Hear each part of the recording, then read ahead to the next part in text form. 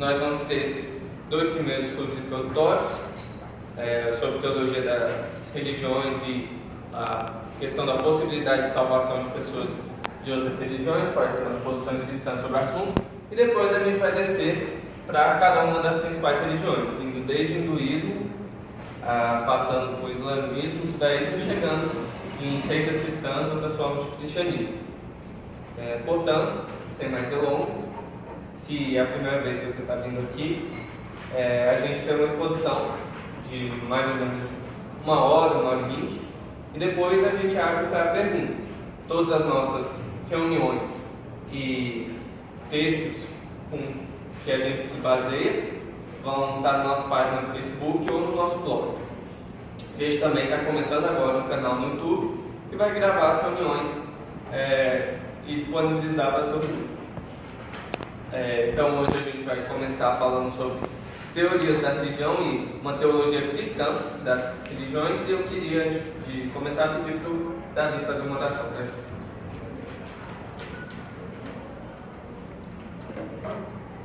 Senhor nosso Deus, nosso Pai, primeiramente te agradecemos, Senhor, por mais um dia de vida, Senhor, mais um dia podendo te adorar e buscar mais a Ti, Senhor.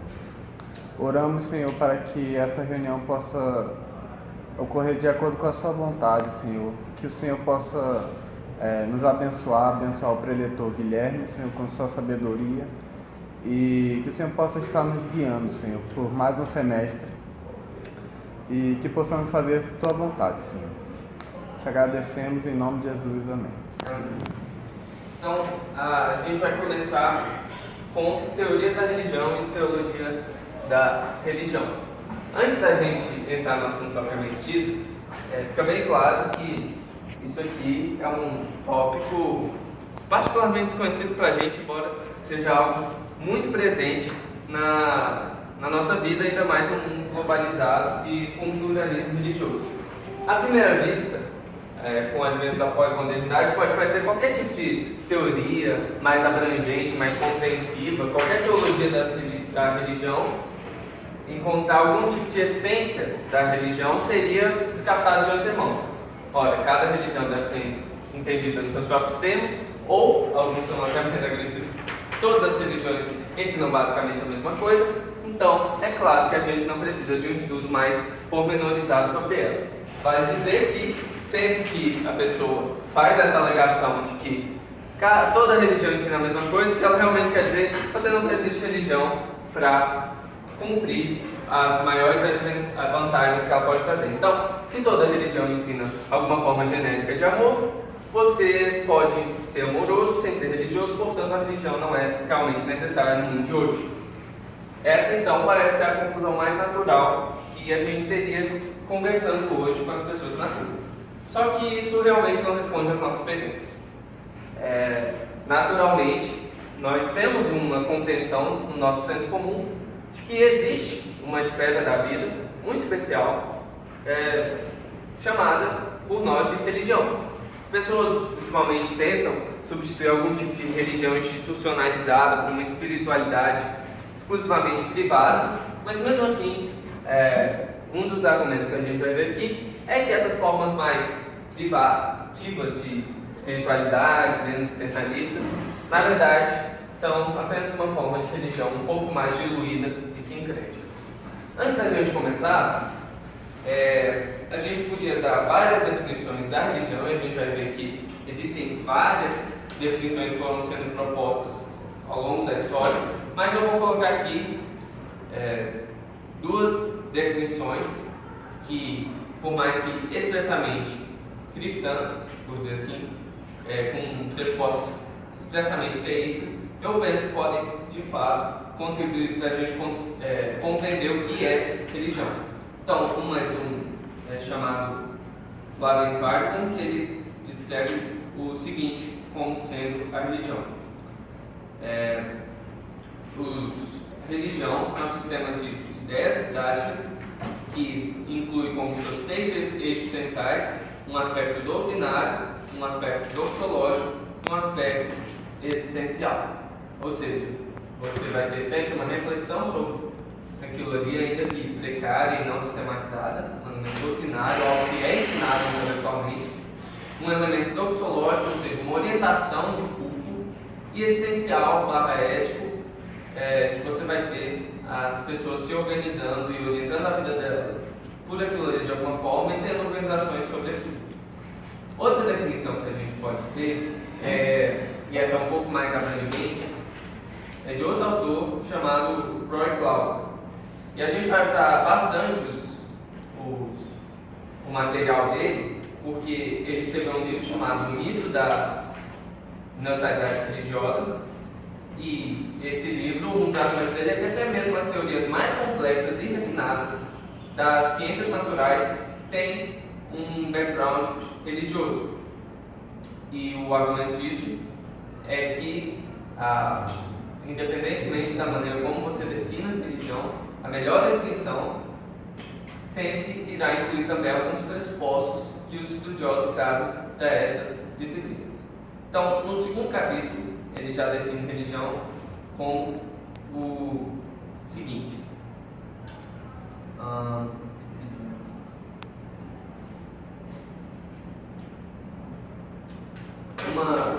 uma crença é religiosa na medida que, seja uma crença em algo que seja divino por si, não importando como é mais descrito. 2, é uma crença sobre como o não divino depende do divino per se. Ou 3, é uma crença sobre como os humanos ficam em uma relação apropriada ao divino per se.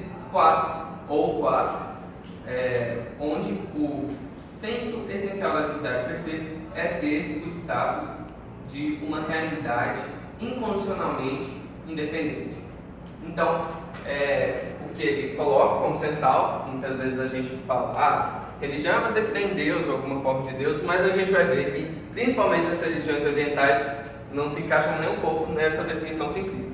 Contudo, o argumento dele é que esse atributo central da independência, da autossuficiência que a gente atribui ao Deus cristão ou alguma das tradições do monoteísmo, você vai encontrar em outros contextos, sejam eles politeístas, panteístas, religiões orientais ou até mesmo na ciência. Enfim, isso é um pressuposto metafísico necessário, segundo o argumento dele, para qualquer tipo de sistema teórico, religioso ou espiritual. Você se basear em uma realidade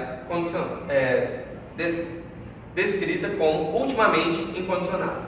Ela que condiciona o resto, mas ela não é condicionada por nada mais, ela não é dependente de nada mais, ela é a base de qual tudo flui. A gente vai ver que isso está um pouco mais próximo da teologia da religião. E qual a diferença desses dois campos? Quando a teoria da religião tenta fazer uma descrição abstrata do fenômeno religioso, colocando ênfase sobre você tentar generalizar de forma científica e frequentemente usando pressupostos explicitamente seculares o fenômeno religioso, então você vai ter uma descrição imparcial do fenômeno religioso numa teoria da religião. Ela não vai estar preocupada com uma religião A ou B, mas o que significa esse fenômeno religioso. Enquanto uma teologia das religiões vai avaliar a partir de uma tradição específica o fenômeno religioso como um todo. Então você pode ter uma teologia cristã, uma teologia islâmica, uma teologia judaica e assim sucessivamente da religião. Então o que distingue é que a teologia da religião vai partir dos pressupostos de uma certa tradição religiosa e a teoria da religião vai tentar se distanciar disso. Isso traz outra distinção importante, que é uma perspectiva ética versus uma perspectiva êmica. Esses são termos técnicos usados na fenomenologia da religião para descrever uma perspectiva ética, uma perspectiva externa, que vai avaliar outra tradição religiosa. Então, se nós como cristãos chegássemos a uma tribo e começássemos a descrever como que funciona a religiosidade local, isso seria uma perspectiva ética.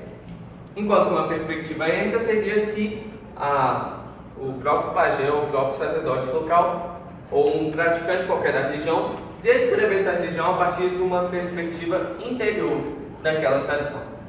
Então é importante a gente ter essas categorias que a gente vai ver que vai ajudar para a gente entender todas essas outras teorias mais envolvidas.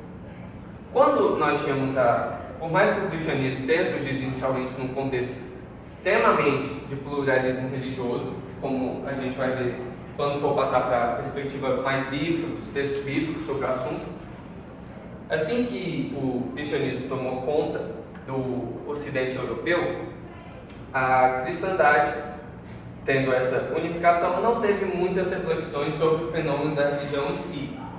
Foram simplesmente algumas respostas aqui e ali ao judaísmo e ao islamismo, que eram os mais próximos, mas nunca foi algo muito diferente. O judaísmo era visto como tinha boa parte de um ponto de partida comum, o Antigo Testamento, por mais que tenham todas as tradições rabínicas, ainda tinha uma história comum. O islamismo era visto como um desvio do único Deus verdadeiro posterior. Contudo, por ser também uma religião monoteísta, ainda assim tinha uma aproximação maior. Contudo, a partir das grandes navegações, a partir da reforma, das guerras da religião subsequentes e o fenômeno principalmente do iluminismo, as coisas foram vistas como não tão simples assim. Por mais que a gente tenha esforços missionários, muitos esforços missionários, particularmente jesuítas em algumas áreas, tentavam se acomodar à religião local. E aí surgiu a questão: o que significa ser religioso?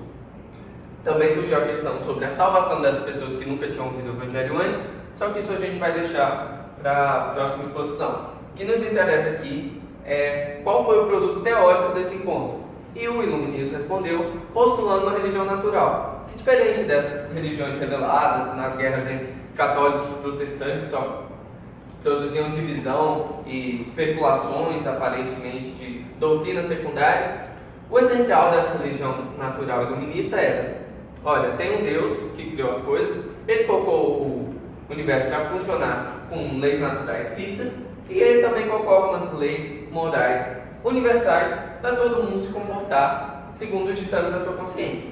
E se você supor? E ele vai julgar todo mundo no final, recompensando os bons e punindo os maus.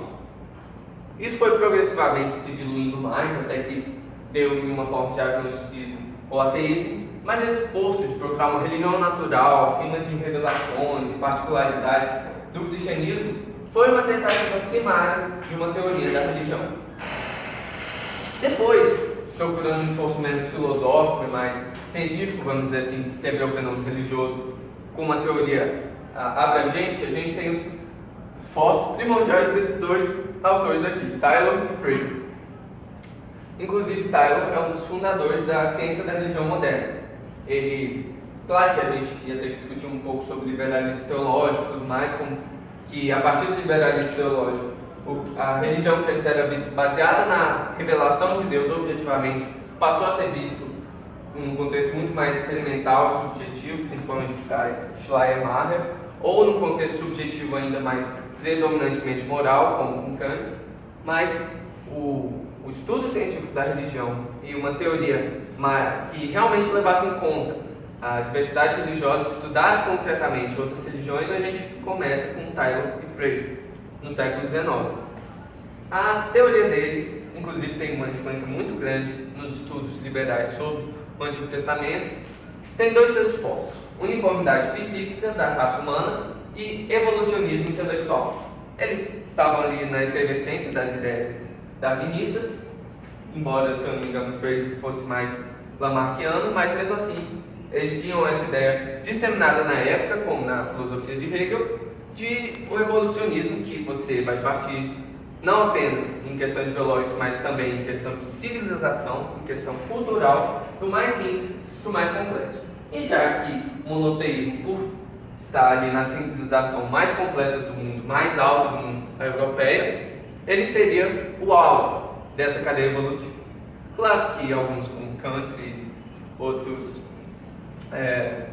que a gente vai ver logo após, como Freud, Marx também, iriam falar: não, o monoteísmo não é o estágio mais elevado, a gente vai ter um estágio de realmente ateísmo, indiferentismo religioso e cientificismo estreito, que as pessoas vão perceber que, olha, elas começaram tirando vários deuses, ficaram só com um Deus superior, qual a diferença de tirar mais um? E agora, finalmente, ficar unificado sobre a ciência. Eles fizeram alguns estudos antropológicos que hoje em dia podem parecer não tão avançados, mas eles realmente foram pioneiros em fazer essa comparação empírica das religiões, principalmente as religiões de tribos mais primitivas, vamos dizer, seja com os aborígenes na Austrália, tribos africanas, e eles usavam essas tribos como o foco primário do estudo deles justamente porque seriam sobreviventes da religião primitiva da humanidade. Então, se você quer saber as origens do fenômeno religioso e descrever a lei interna do desenvolvimento deles, seria por meio do estudo dessas comunidades. Por mais que tenham algumas controvérsias que eles mesmos não levaram tão a sério esse estudo empírico que tem imposto a sua filosofia da história pré-concebida, a gente pode traçar a teoria deles dois juntos dessa maneira aqui. A origem da religião era o animismo para o Tylor e a magia para o Fraser. O que é isso? Basicamente, alguns chamam de maneira técnica de mana, tem uma força impessoal, espiritual, que está em todas as coisas. Bem parecido com o conceito de força no Star Wars. Essa força pode ser manipulada de maneira mágica, então você pode por meio ali de alguns feitiços que teriam essa força espiritual, esse mana concentrado, sejam objetos, sejam locais, sejam até mesmo pessoas. Você poderia por meio disso manipular essa força espiritual para alcançar os seus interesses pessoais. Isso seria mais a perspectiva da magia. Tylor era mais para o animismo, ou seja, existiria não uma força impessoal, mas vários espíritos finitos, pessoais em cada coisa. Principalmente espíritos da natureza, então ia ter um espírito do rio, ia ter um espírito da árvore, um espírito do céu, sucessivamente, ou espíritos dos ancestrais que cuidariam da casa, do campo. A partir disso aí, foi ficando cada vez mais refinado. Depois foi para o politeísmo, em que você tem um aumento quantitativo do poder desses espíritos finitos, ou uma concentração da magia, e desse politeísmo você vai ter vários deuses. Esses deuses vão ser mais difíceis de serem manipulados, vão ser mais resistentes a qualquer forma de manipulação, mas ainda assim, usando os rituais da maneira correta, você ainda conseguiria os seus favores. Enoteísmo é uma categoria especial, que quer dizer que você tem apenas um deus nacional ou do seu clã, você adora apenas um deus, mas você reconhece a existência de outros deuses com domínios em outros lugares. Inclusive, esse tipo de religião é a religião predominante em volta de Israel nos tempos bíblicos. Você ia ter o deus nacional de cada povo, de cada clã, que seria dito como tendo o domínio daquele terreno específico. Tanto é que quando um dos ataques de Assíria a Israel, eles falam: olha, ninguém conseguiu vencer os nossos deuses até agora, então a gente vai precisar, vocês também não vão conseguir vencer. Por quê? Qual que era a ideia? Cada nação ia ter o seu deus, e quando uma nação fosse vencer a outra, era porque o deus dessa nação venceu o deus daquela. A gente também tem uma perspectiva parecida no Êxodo. Também na história de Naamã, é interessante, quando ele vai voltar para a Síria, ele coloca também terra para levar de volta para a Síria, ou seja, por quê? Porque assim Yahvé, o Deus de Israel, ele está mais confortável na Síria, tendo um pouco da terra, literalmente, dele lá. Ou seja, a gente tem essa visão de um Deus principal. E claro que os liberais falaram: não, Israel não é diferente. Eles só parecem monoteístas porque muito tempo depois do exílio babilônico e tudo mais, eles foram editar os documentos e conseguiram ocultar esse pano de fundo politeísta e monoteísta. Mas, originalmente, os patriarcas, por exemplo, eram absolutamente politeístas. Mas as críticas principais desse modelo é que você não encontra nenhum exemplo empírico de uma religião ou uma nação que tenha passado por todo esse processo. Você pode encontrar gente de politeísmo para enoteísmo, de animismo para politeísmo, mas nunca que vai com o processo inteiro. Inclusive, você encontra alguns que foram do monoteísmo para o politeísmo. Inclusive, um dos estudos antropológicos que foram feitos na Austrália da época mostrava que existiam lá tribos aborígenes monoteístas. E eles não eram mais avançados materialmente, culturalmente por causa disso. Então, esse evolucionismo foi bem desacreditado na época, só que isso é um pressuposto muito comum até hoje. As pessoas ainda assumem que você vai começar com naquela forma tribal, com vários deuses, magia e tudo mais, e depois que você for iluminado, estiver num progresso civilizacional maior, você vai poder chegar ao estágio monoteísta. Outro teórico importante, agora com uma perspectiva um pouco mais diferente, é Feuerbach. E não só pela influência que ele fez em Marx, que é a razão pela qual ele é mais conhecido, mas a própria ideia dele ainda é reverberada hoje em dia. E ele resume assim: a principal crítica à religião é que o homem fez a religião e não a religião fez o homem. Ou seja, toda teologia seria uma forma de antropologia. Deus foi feito à nossa imagem. Você idealiza um ser humano bom, amoroso, poderoso, e você projeta isso ao nível máximo e você chega ao conceito de Deus.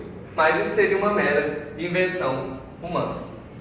Claro que só porque alguém tem o desejo de ter uma projeção idealizada de si mesmo, não quer dizer que criaria os deuses que a gente vê na história, né? Porque vários deuses são muito longe do ideal. Além do que, muitos deles são, vamos dizer, recalcitrantes essa análise do Feuerbach, inclusive as religiões não teístas, as religiões orientais, como o budismo e do hinduísmo. Então, isso aqui é principalmente uma crítica ao cristianismo da época. A partir disso aqui, dessa visão de teologia como uma invenção humana a partir de si mesmo, a gente tem vários reducionismos a partir daí. Porque aí eles perguntam, tá, a gente entendeu que isso é só uma invenção humana, mas por que foi necessário inventar isso? Por quê? Qual que foi o processo que levou a essa invenção do divino? E a gente vai ter explicações diferentes, funcionalistas, em Freud, Durkheim e Marx. Seria muito ambicioso cobrir a teoria deles, cada um no tempo curto que a gente tem, mas que a gente pode dizer que para Freud a gente tem um reducionismo psicológico, para Durkheim um reducionismo social e para Marx um reducionismo econômico. Durkheim reduzia a religião basicamente não a ideias como crenças em seres espirituais como Heidegger e Fraser, mas a sua função social de criar coesão social por meio dos rituais. Então ele dava mais importância aos rituais do que às doutrinas religiosas. E o interessante dele é que ele sim levou o estudo empírico mais a sério, só que o problema dele foi que ele generalizava demais os achados que ele fazia em um tipo de comunidade religiosa, ele acabava generalizando para a função social de toda a religião. Inclusive, só porque tinha provado que existia uma função social da religião, não significava que isso era toda a função da religião, ou que a religião era falsa a partir disso. Então a gente tem esse reducionismo em Durkheim. Em Marx, tem aquela famosa frase dele, atribuída a ele, de religião como ópio do povo, mas a gente pode ler um pouco melhor no contexto e daí extrair o que ele queria dizer por isso. Influenciado por Hegel e Feuerbach, ele de fato admitia que a religião era uma invenção humana, mas para ele era uma parte da superestrutura, que, como a gente sabe, era determinada pela infraestrutura econômica. Então, vou ler uma citação dele.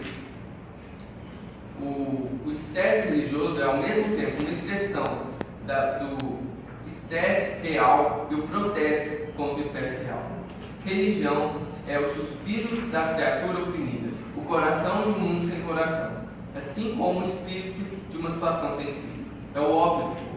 A abolição da religião como felicidade ilusória das pessoas é necessária para a sua felicidade real. Demandar das pessoas desistirem da ilusão de sua condição é demandar que elas desistam da condição que precisa da ilusão. Isso está na crítica à filosofia do direito de Hegel. Ou seja, por mais que ele fosse militantemente contra a religião, o objetivo primário dele não era promover um ateísmo militante, mas destruir a forma de produção capitalista que necessitava da religião para amaciar o proletariado. Assim como o ópio tinha os seus efeitos anestésicos e alucinógenos, assim também a religião ia ter o seu efeito de ilusão do proletariado, que não ia ter ouros na terra, mas poderia ter no céu, que não teria felicidade pelos seus bens materiais, mas seria recompensado no paraíso. E dessa forma seria uma forma de ideologia, uma forma de legitimar a exploração do proletariado. E é desnecessário dizer que, por mais que marxistas posteriores tenham tentado suavizar o que Marx disse sobre isso, ele fez críticas principalmente ao cristianismo baseado nessa legitimação da exploração. E claro que a gente podia criticar aqui as contradições que tem na teoria política dele, também na teoria do valor econômico dele da mais-valia, mas basta a gente dizer, por enquanto, que de novo tem um problema no reducionismo e não tem nenhum estudo mais detalhado. O próprio Marx faz uma crítica principalmente ao cristianismo. É interessante que ele não explica todas as religiões pré-capitalistas, inclusive o cristianismo foi ele próprio anterior à forma de produção capitalista. Então fica muito difícil você encontrar uma crítica, por incrível que pareça, ele chama a religião de ideologia, mas a própria crítica dele à religião é supremamente ideológica. Então a gente vê várias contradições internas no pensamento do próprio Marx, e de novo aquela falta de base empírica sólida.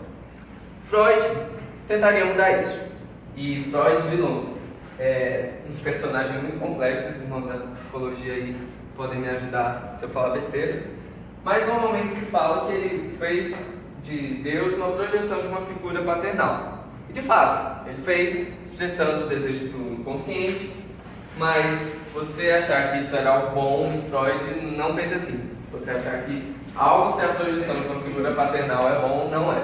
Porque toda aquela questão do complexo de Édipo, do filho tentando concorrer pela mãe contra o pai, fazia com que ele enxergasse a religião como um desejo do inconsciente de meio que compensar a culpa por um assassinato primordial de um patriarca, líder de um clã, para que os assassinos conseguissem ficar com as mulheres. Inclusive, fala que a Santa Ceia não era nada mais que isso, era você comendo do corpo e sangue de Cristo, porque Cristo é a encarnação do Pai, ele fala assim mesmo, é a encarnação do Pai, e você tem esse trauma por ter atacado um pai primordial, ter esse desejo de superar o papel do pai de domínio em casa, então você ia comer a ceia com uma forma de redenção dessa culpa, mas na verdade você só quer apropriar do corpo e sangue do seu pai e tomar o papel predominantemente sexual dele.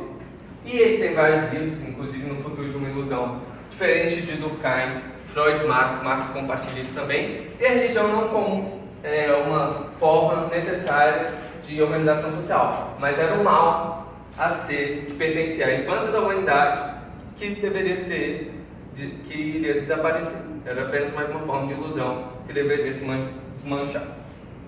E aí, no século XX, nós temos críticas a todas as explicações aqui, a partir desses estudiosos.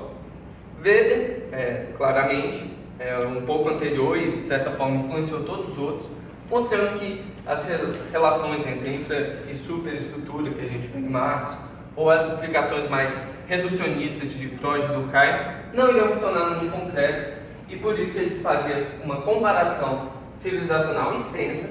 Ele realmente estudou muito mais do que todos esses outros, as religiões fora da civilização ocidental. Então é difícil falar de Weber uma teoria que unifique o que ele pensa sobre a religião, senão dizer que ele reconhecia que era uma fonte independente de ação social. Ele tenta fazer uma análise com os tipos ideais dele, mas a gente iria demorar muito tempo para detalhar a teoria dele. O que é importante lembrar é isso, que por mais que tenham controvérsias sobre os estudos particulares dele sobre cada civilização, a contribuição importante dele foi meio que dizer, isso é complexo demais para você explicar dessas outras formas. E todos esses outros aqui, Mircea Eliade, o Evans Pritchard e o Clifford Geertz, de certa forma também pegaram essa tradição weberiana de crítica a reducionismos funcionais. Mircea Eliade, ele é um dos maiores historiadores e estudiosos da religião. Ele é muito criticado porque ele tinha convicções religiosas que ele tentava meio que encontrar em todas as religiões do mundo por meio de símbolos, mitos fundantes e tudo mais, só que ninguém sabe até hoje quais que eram essas convicções religiosas. Embora parecesse uma forma de gnosticismo, de cristianismo global, era mesmo muito difícil precisar. Evans Pritchard, ele fez um estudo com uma tribo Nur, E ele enfatizou que, olha, todas as teorias globais, que como ministeriais tentam encontrar temas que ressoam em várias religiões, está errado. A gente precisa estudar localmente e, por mais que a gente talvez, depois de um estudo exaustivo, conseguisse chegar a uma teoria geral da religião, ninguém até hoje fez isso. Então, o que a gente pode fazer é estudar cada um e ficar por isso mesmo. E o Gibbs vai até mais longe do que isso, fala, não, todo tipo de teoria da religião que todas essas outras, de certa forma, descreviam que a religião deveria ser, estão errados. O papel da antropologia é simplesmente interpretar o fenômeno religioso. E o fenômeno religioso, no seu conhecimento radicalmente local. É impossível você fazer uma teoria universal da religião, até porque sempre que se tenta fazer essa teoria, a gente conhece mais sobre o teórico do que sobre a religião. Então, a gente vê essa fragmentação de uma tentativa de fazer uma teoria universal da religião. E nós, como cristãos, podemos muito bem pegar carona disso e realmente falar, olha, você não vai conseguir explicar o fenômeno religioso sem usar os termos da própria religião. Ou mais, você não vai poder explicar a religião se você não partir da religião verdadeira. E a gente, então, dessa pressuposição de que a fé cristã é a fé verdadeira e tudo que contradiz ela é falso, e por mais que pareça uma afirmação muito orgulhosa e arrogante, a gente passou todo o semestre passado tentando mostrar evidências, argumentos e provas disso. Então, eu indico todos os outros áudios, mas a gente assumindo a veracidade do cristianismo, não há como a gente falar, cada religião tem o seu próprio caminho, até porque todas essas interpretações pluralistas da religião tentam falar, todas elas ensinam basicamente a mesma coisa.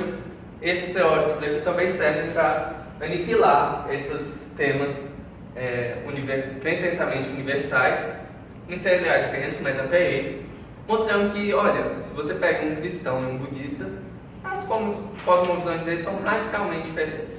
Não tem jeito de você falar que eles ensinam uma forma de amor, coisa do tipo, não. Isso aí é pura ignorância da religião dos outros. Então, a gente partindo que o cristianismo é a única revelação, não apenas uma religião, mas a revelação do próprio Deus, a gente vai poder entender como definir as outras religiões. Então, perceba, a gente observando a fragmentação de teorias pretensamente neutras da religião, a gente vê que é necessário uma perspectiva ênica, interior, interna, da própria religião, e melhor, da religião verdadeira, acima das outras, para entender todas as outras. Claro que durante cada um dos nossos estudos aqui, nós vamos ter que ouvir as pessoas religiosas antes de simplesmente fazer uma análise cristã do assunto. Mas isso não quer dizer que a gente vai concordar com a veracidade daquilo ali. Antes da gente colocar essa definição muito extensa que o Daniel tem sobre teologia das religiões, é importante a gente ter em mente algumas categorias básicas para analisar o fenômeno. A gente poderia fazer uma aula só sobre cada uma dessas categorias, mas eu vou contar com a ajuda de vocês para definir cada uma delas. Imagem de Deus. Alguém pode propor alguma definição ou tentativa de definição? Vamos lá, gente. Não precisa ser completa, simplesmente fala alguma coisa que vocês acham que é relevante para o estudo das religiões.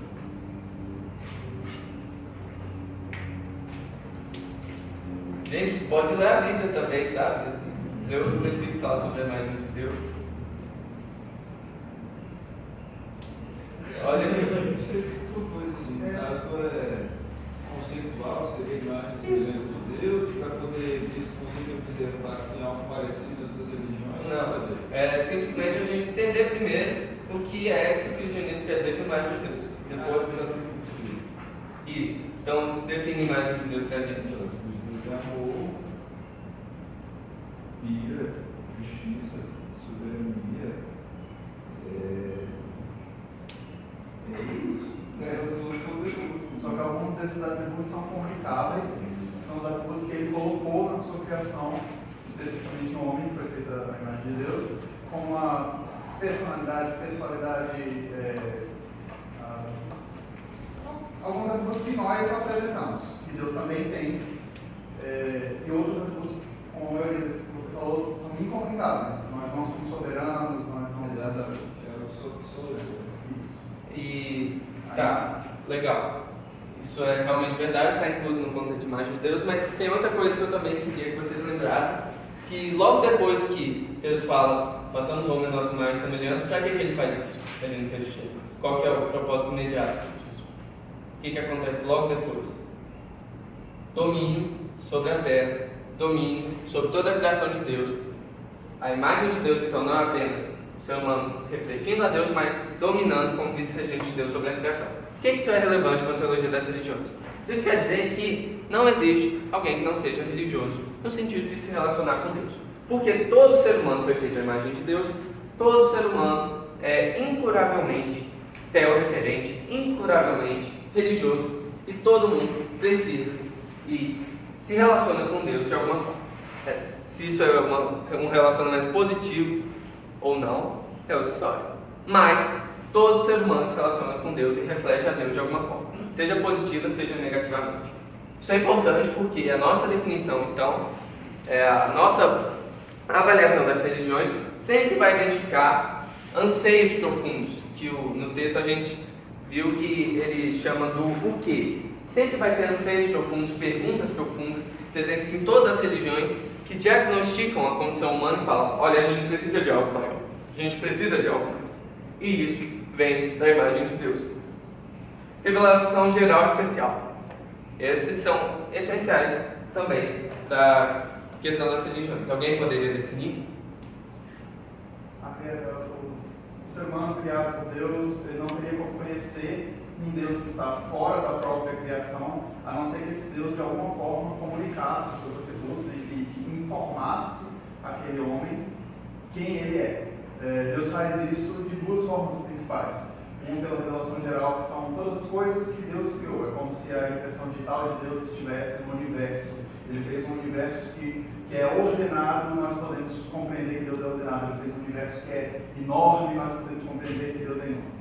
E a revelação especial, que foi uma maneira direta de revelação que Deus comunicou a profetas e, no nosso caso, por meio da palavra de Deus, quem Ele é, o que Ele espera de nós, quem nós somos.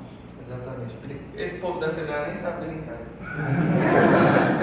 Mas é exatamente isso. A gente vai ler logo mais Romanos 1,18, que é o texto clássico para isso, mas os céus proclamam a glória de Deus, o firmamento anuncia a obra das suas mãos. Um dia anuncia a outro dia, uma noite discurso conhecimento a outra noite, não se ouve palavras, nem se há nenhum som, mas por toda a terra se faz ouvir a sua voz. Ou seja, não apenas na natureza, mas também na consciência moral humana e na história humana, Deus se manifesta a todas as pessoas.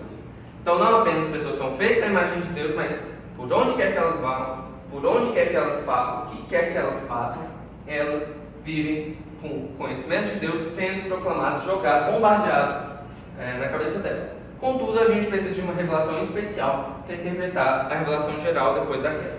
Isso leva ao nosso próximo ponto, antítese e graça comum.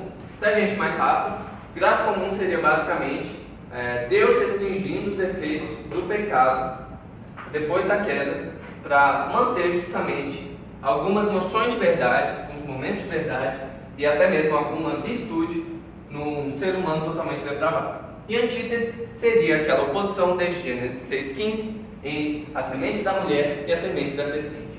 Os dois, na história da redenção, sempre se opõem. Deus de um lado e a humanidade pecadora de um outro. E após Deus salvar uma parte dessa humanidade pecadora, o mundo, a carne, Satanás, todos eles continuam se opondo. Então, esse povo especial de Deus sempre vai ter esse conflito. E vai ser um conflito irreconciliável entre Deus e a humanidade pecadora remanescente. O remanescente fiel de Deus e o remanescente da humanidade pecadora. E essas duas coisas têm que ser equilibradas. Se você tem simplesmente uma aceitação acrítica de todas as religiões, você acaba com a antítese.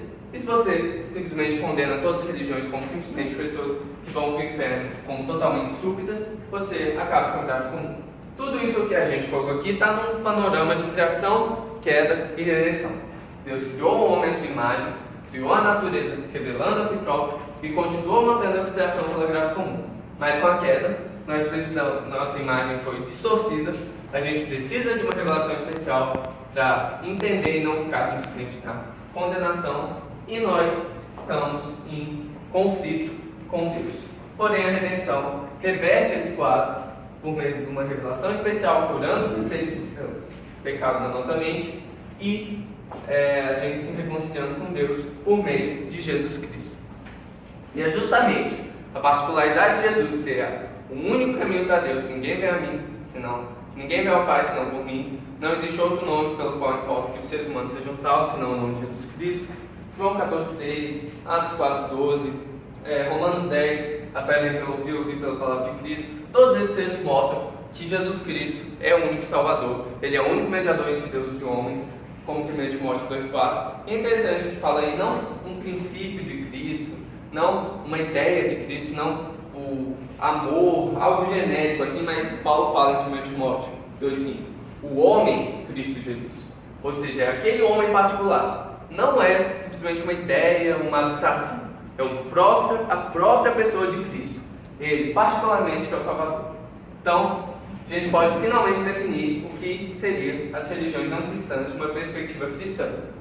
A partir da pressuposição de uma revelação bíblica epistemologicamente autoritativa, ou seja, sendo a Bíblia a nossa suprema regra de fé e prática, inclusive para questões de conhecimento, as religiões não cristãs são respostas humanas idolátricas, soberanamente direcionadas, variadas, coletivas e dinâmicas à revelação divina, por trás das quais estão forças demoníacas, enganadoras, sendo antiteticamente contra, mas parasiticamente dependentes da verdade, da cosmovisão cristã. As religiões não cristãs são cumpridas subversivamente no Evangelho de Jesus Cristo.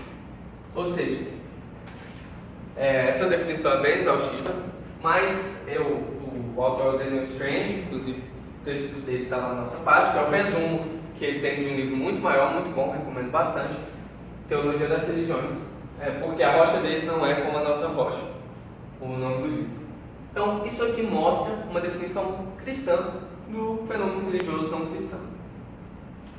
E claro que ele gasta um livro todo para expor isso, mas eu acho que a gente pode basear nesses blocos de passagens aqui. Gênesis 11, 1,9 vai nos dar a origem da religião. Isaías 40, 1,8 vai nos dar a definição básica da religião de uma perspectiva bíblica, ou seja, idolatria.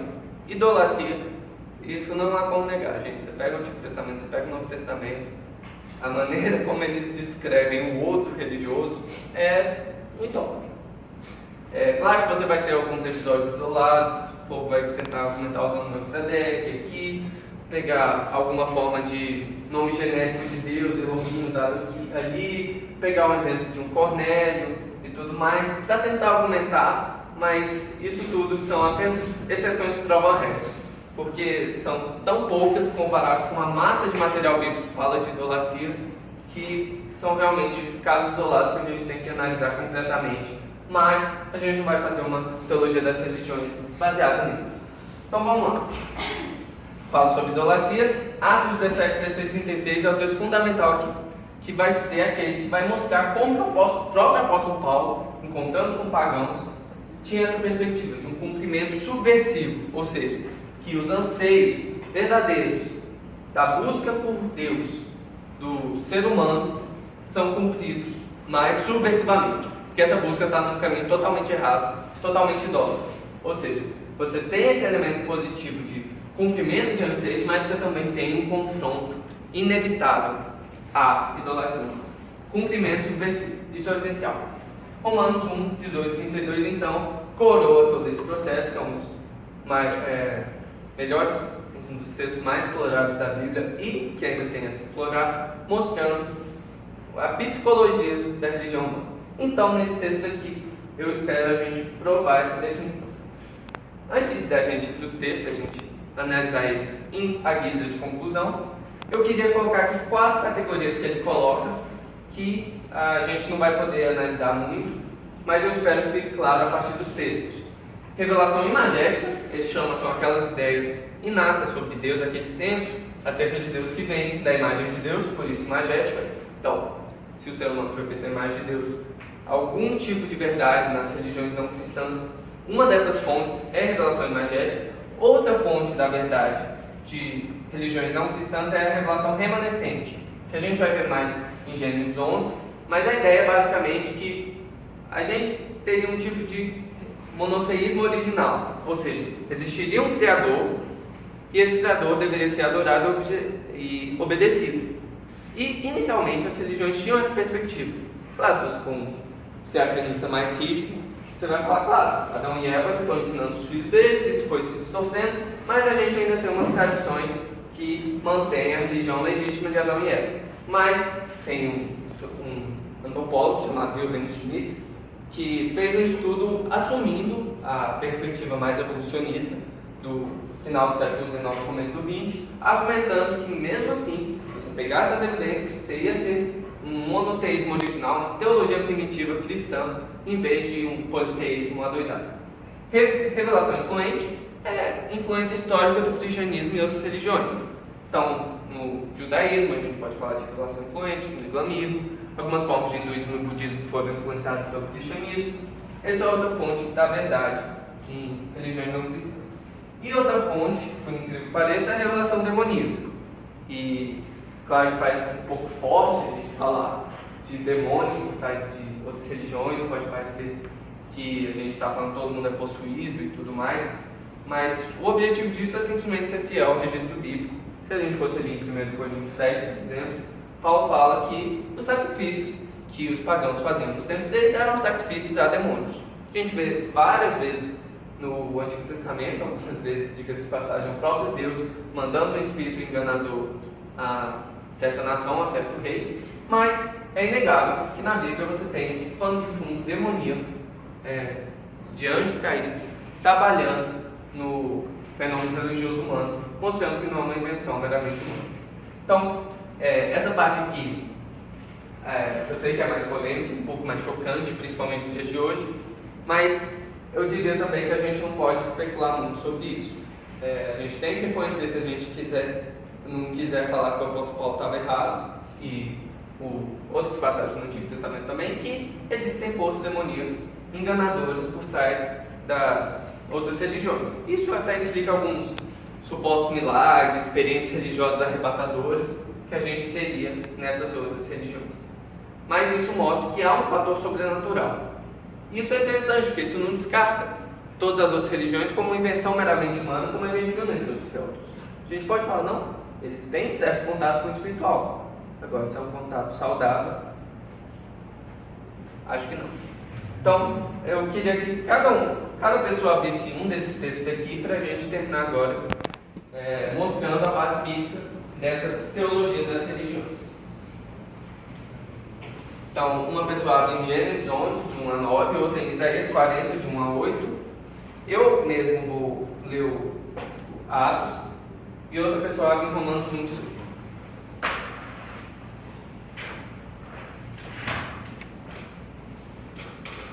Quem achar pode ler Gênesis 11.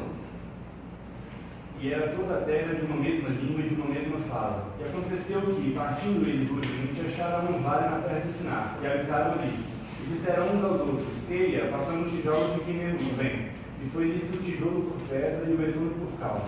E disseram: Eia, edifiquemos nós uma cidade, uma torre cujo cume toque nos céus, e façamos-nos um nome, para que não sejamos espalhados sobre a face de toda a terra. Então desceu o Senhor para ver a cidade e a torre que os filhos dos homens edificavam.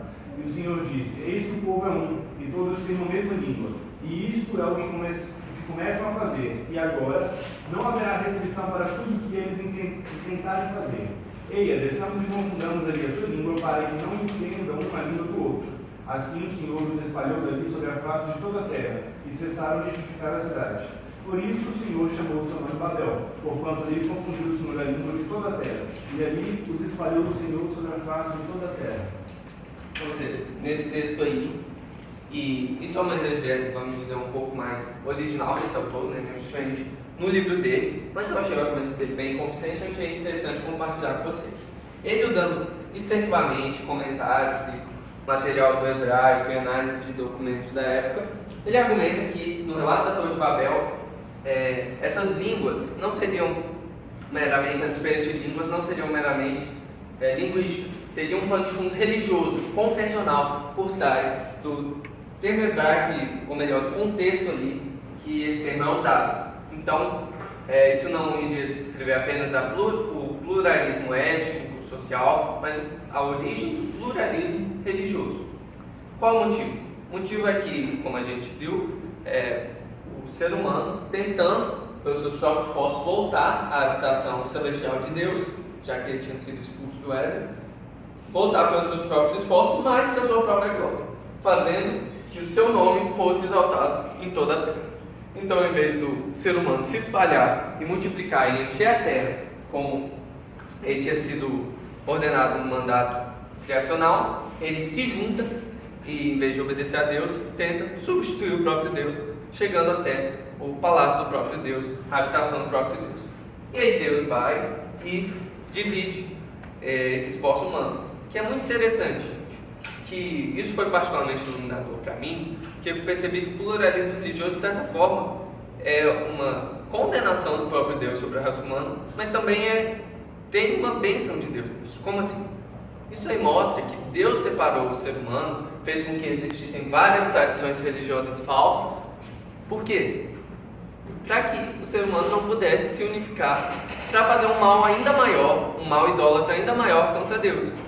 Então, para evitar que o ser humano construísse novos babéis religiosos, o próprio Deus plantou a discórdia, por dizer assim, entre as línguas humanas, para que o ser humano não conseguisse se unificar contra ele.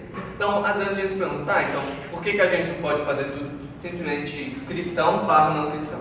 Claro que esse é o conflito fundamental, mas existe uma pluralidade nas religiões não cristãs, justamente como uma herança disso aqui, de Deus separando a humanidade para que essa não possa se unir nos seus propósitos idólatras e acabar num poço ainda mais fundo do que a gente esteve depois da queda.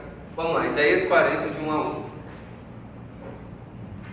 Consolai meu povo, diz o vosso Deus.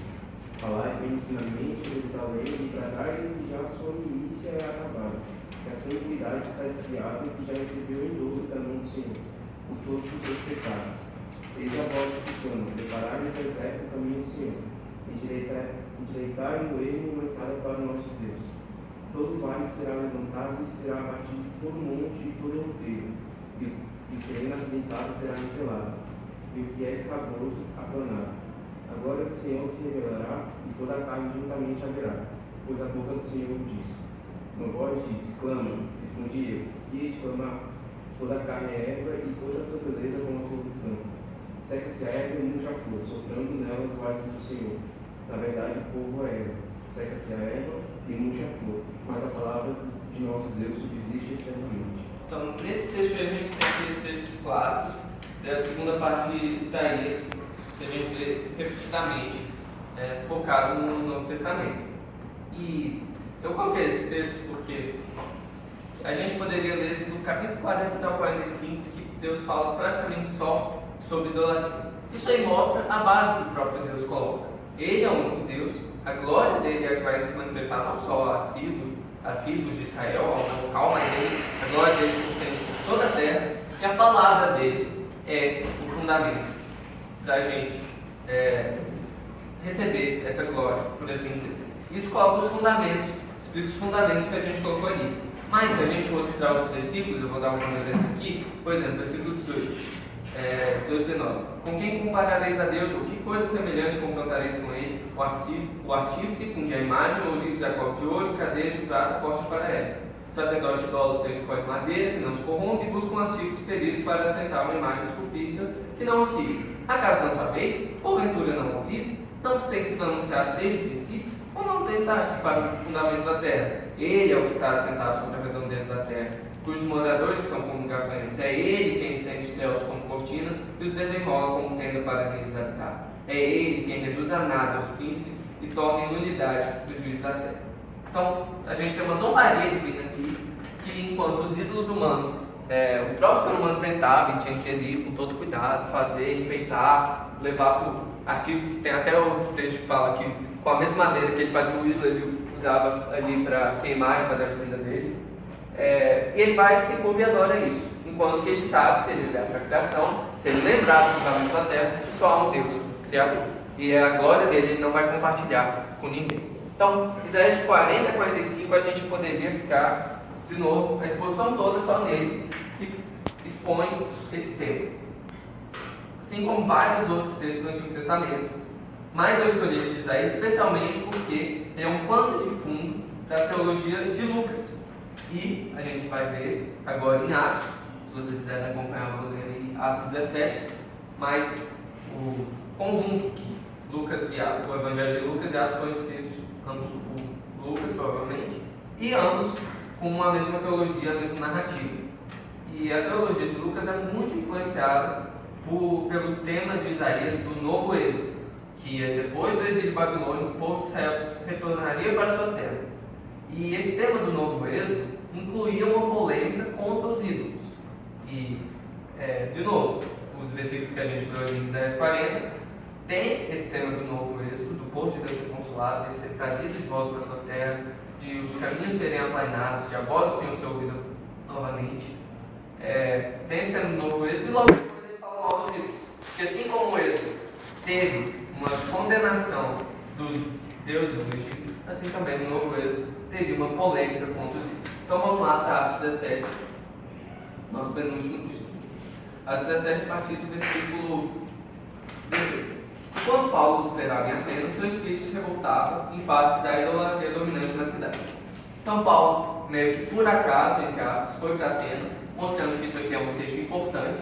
Esse texto de Atos 17 é o discurso mais extenso que a gente tem de Paulo contra o paganismo, contra a idolatria, falando sobre idolatria.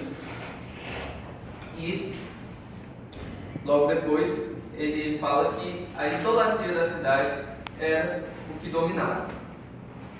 Então, e é particularmente importante ser Atenas, porque era ainda o centro simbólico, espiritual no sentido cultural, de intelectual do mundo antigo, por mais que não tivesse nem um pouco a importância política que teve uma vez. Mas é um tom simbólico muito forte, Paulo, e pregar o evangelho no centro cultural do mundo antigo. Por isso dissertava na sinagoga entre os judeus e os gentios piedosos, também na praça, todos os dias entre os que se encontravam ali. E alguns filósofos epicureus e históricos contendiam com ele, havendo quem perguntasse: que quer dizer esse tagarela e outro? Parece pregador de estranhos deuses, pois pregava a Jesus e a ressurreição. Tagarela aqui, no grego, quer dizer basicamente um plagiador. Alguém que ia pegando ali uma ideia seminal de cada um, juntando tudo e colocando como se fosse dele. E Jesus e a ressurreição provavelmente aqui também eram entendidos no grego como dois deuses diferentes, porque ressurreição no grego também é feminino. E eles estavam entendendo, parece que ele está pegando deuses novos. E José, um historiador da época, registra que, e provavelmente o registro dele era curado, que naquela época pregar novos deuses em Atenas era punido com pena capital, pena de morte. É por isso que Paulo, provavelmente por isso que ele foi para o Areópago. Isso também lembra o caso de Sócrates, né? Que também teve que fazer uma apologia diante do tribunal, embora Sócrates não tenha sobrevivido para contar a história, como Paulo sobreviveu, mas isso dá um elemento de tensão na narrativa. Será que Paulo vai ser condenado por Sócrates? Será que a doutrina de Paulo é simplesmente mais um Sócrates? A gente vai ver que não. Posto que nos traz aos ouvidos coisas estranhas, queremos saber o que vem a ser. Pois todos os de Atenas, estrangeiros residentes, de outra coisa não cuidavam, senão dizer ou ouvir as últimas novidades. Então Paulo, levantando-se no meio do Areópago, disse: Senhores atenienses, em tudo vos vejo acentuadamente religiosos. Porque passando e observando os deuses de vosso culto, os objetos de vosso culto, encontrei também um altar no que está escrito: ao Deus desconhecido. Pois esse que adorais reconhecer, precisamente aquele que eu vos anuncio. Paulo chama eles de religiosos. Tem uma controvérsia muito grande para saber se isso estava num tom positivo ou negativo. Mas eu prefiro seguir o F.F. Bruce e dizer que é simplesmente um tom descritivo. Estava simplesmente falando o que ele encontrou na cidade. Claro que a gente lembra que ele ficou revoltado com aquela idolatria. Mas ele vai explicar logo após o que ele quer dizer com essa religiosidade ateniense. Outra coisa é que as pessoas normalmente falam: olha, viu? Eles adoravam a Deus mesmo que eles não conhecessem muito bem como Deus é. Mas a ignorância, em vez de ser uma bênção, no caso deles, era uma maldição. Paulo vai condenar repetidamente a ignorância dos atenienses. E ele fala, olha, vocês não sabem nada sobre esse Deus. Vocês se orgulham de ser os mestres da sabedoria, não sabem sobre um Deus que vocês adoram. Porque eles eram tão minuciosos na religiosidade deles, falavam, vamos colocar aqui um altar de um Deus, caso a gente tenha esquecido algum. E a fonte de conhecimento de Paulo aqui não é alguma fonte de teologia natural ou deduções naturais de uma razão nenhuma. Mas olha, eu estou anunciando aqui como apóstolo. Eu que vos anuncio. 24. O Deus que fez o mundo e tudo que nele existe, sendo ele o Senhor do céu e da terra, não habita em santuários feitos por mãos humanas, nem é servido por mãos humanas, como se de alguma coisa precisasse. Pois ele mesmo é quem a todos dá vida, respiração e tudo mais. De um só fez toda a raça humana para habitar sobre toda a face da terra, havendo fixado os tempos previamente estabelecidos e os limites da sua habitação, para buscarem a Deus, porventura tateando, o possam achar, bem que não está longe de cada um de nós. Esse texto aqui, de novo, a gente vê uma ressonância de Isaías, porque Isaías, baseado na criação, fazia essa crítica a ídolos, principalmente imagens de ídolos. A gente também vê uma ressonância de Isaías com a crítica ao templo. Muitas vezes o povo de Israel achava privilegiado por ter o templo, e os profetas insistentemente falam, olha, vocês não vão se dar bem por causa desse templo aí. Deus não vai evitar uma invasão por causa desse templo aí. E essa criação, por Deus ser o Criador, Ele é o Senhor universal e Ele pode exigir adoração. Então, de novo, a gente confessar que Deus é Criador quer dizer que a gente tentar fazer algum tipo de compromisso religioso, falando, talvez você não precisa adorar esse Deus, pode adorar os seus aí, é dizer que Deus não tem autoridade sobre as pessoas, mas Ele tem autoridade sobre tudo, porque Ele criou. Simples assim. Outras duas coisas aqui é o desígnio de Deus para a raça humana. Ele fala aqui provavelmente Adão, né? De um só fez toda a raça humana, provavelmente não, claramente Adão, havendo fixado os tempos previamente estabelecidos. Ou seja, fala o mandato de Deus para que a humanidade se espalhasse por toda a terra, embora também reflita a narrativa de Babel, porque agora a humanidade está fragmentada em vários lugares, mas Deus continua sendo soberano sobre isso. Para buscarem a Deus, porventura, tateando, possam achar. Aqui tem uma pérola de Paulo, que ele não está simplesmente dizendo, eles podem estar na sua jornada de fé e achar Deus, se eles talvez consigam no sentimento do seu coração. Não. Ele está falando realmente que o propósito original de Deus com a raça humana é que a raça humana buscasse. E esse buscar aqui não é no sentido de simplesmente, Deus está ali, eu vou atrás dele. É no sentido do Antigo Testamento, é no sentido pactual, é no sentido de buscar uma comunhão íntima, um relacionamento verdadeiro e amoroso com Deus. Isso foi o objetivo da humanidade desde o princípio. Buscar a Deus nesse sentido. Buscar a Deus no sentido de ir e ter um relacionamento verdadeiro, harmonioso e amoroso com Ele. Só que depois da queda a gente tem essa segurança, essa certeza. Olha, Deus pode ser achado, é possível Ele ser achado. Mas o que acontece? Ele é possível ser achado por quê? Pois bem que Ele não está longe de cada um de nós, pois dele vivemos e nos movemos e existimos, como alguns de vossos poetas têm dito, que dele também somos geração. Sendo, pois, geração de Deus, não devemos pensar que a divindade é semelhante ao ouro, à prata ou à pedra, trabalhados pela arte e imaginação do mundo. Ou seja, aqui ele fala, olha, Deus pode ser buscado, mas lembra o que ele disse lá atrás? Eles não acharam isso, é um Deus conhecido ainda. Por quê? A culpa é de Deus? Não, porque Deus está perto de cada um. É Deus que dá a vida e tudo que eles precisam ter. É nele que nós vivemos, movemos e existimos. Então, eles, de certa forma, sabiam disso. Ele até cita o poeta Arato aqui, porque deles também somos geração, falando, olha, vocês têm a noção dessas coisas. Só que vocês aplicam aos seus ídolos. Não faz sentido. Porque se vocês são geração de Deus, por que vocês vão ficar adorando em templos limitados, ídolos que vocês mesmos inventaram? Ou seja, a gente tem aqui Paulo mostrando a inconsistência interna do paganismo ateniense. Ora, não levou Deus em conta os tempos da ignorância. Agora, porém, notifica a todos os homens que todos, em toda parte, se arrependem. Porquanto estabeleceu um dia em que há de julgar o mundo com justiça, por meio de um varão que destinou, acreditou, diante de todos, ressuscitando dentre os mortos. Quando ouviram falar da ressurreição de mortos, uns escarneceram e outros disseram, a respeito disso, te ouviremos no outro casamento. Então, eles antes estavam avaliando se Paulo estava pregando outros deuses, agora veem que ele estava anunciando não um Deus estranho, mas simplesmente a ideia absurda de uma ressurreição física dos mortos, eles falam, eu pensei que era coisa séria, você pode ir embora, isso aí é ridículo, não vale o nosso tempo. Mas é interessante que Paulo aqui caracteriza então todas as religiões pré-cristãs e todas as religiões sem cristianismo, por consequência, como que? Ignorantes. E gente, não pense que ignorante é dizer que isso quer dizer que eles não sabiam o que iam fazer, coitadinhos. É uma ignorância culposa, uma ignorância com culpa. Já está avançado, eu não vou ler o texto de Romanos 1:18, mas isso é um texto relativamente mais conhecido, vocês podem ler em casa, e ver ali que Paulo está falando, olha, a ira de Deus se manifesta do céu contra todos os homens que reprimem, suprimem a verdade pela injustiça. E o que eles colocam no lugar dessa revelação geral suprimida? Novos deuses, novos ídolos. E o que Paulo fala? Isso é um tempo de ignorância. Antes de Jesus Cristo, Deus pacientemente suportou esses povos na ignorância. Ignorância que não é culpa de Deus. Deus revelou tudo o que eles precisavam para fazer para agradar a Ele. Só que ninguém seguiu, porque todos são pecadores. Então, isso quer dizer o que Paulo fez ali, um cumprimento subversivo. Ele fala, olha, vocês têm uma certa ideia, um certo senso de como é o Deus Criador verdadeiro. Mas isso tudo tem que ser reinterpretado e vocês têm que se arrepender disso. Então todas as abordagens tentam falar, as outras religiões, a gente não precisa, como Paulo dizia, a gente precisa de diálogo, de conversa, não de conversão.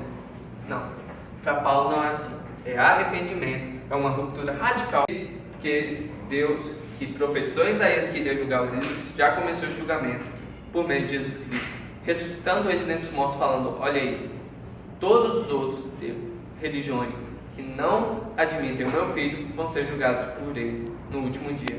E isso está cada vez mais próximo. Então, o nosso chamado, a gente de analisar cada uma das religiões aqui, vai ser, de fato, identificar os anseios corretos, que podem estar acreditar esses momentos de verdade, mas sempre a contar com um cumprimento subversivo no Evangelho de Jesus Cristo. Porque Jesus Cristo é aquele que é o ansiado de todas as nações, o desejado das nações, mas ele também é a luz do mundo, dos gentios, inclusive, que não conhecem o único Deus verdadeiro, Deus de Israel. Amém? Então, gente, eu me expandi um pouco mais, mas a gente ainda tem um tempinho para perguntas, comentários. Você não precisa ter uma dúvida. Pode ser simplesmente algo que você acha interessante colocar aqui. Alguém quer falar alguma coisa?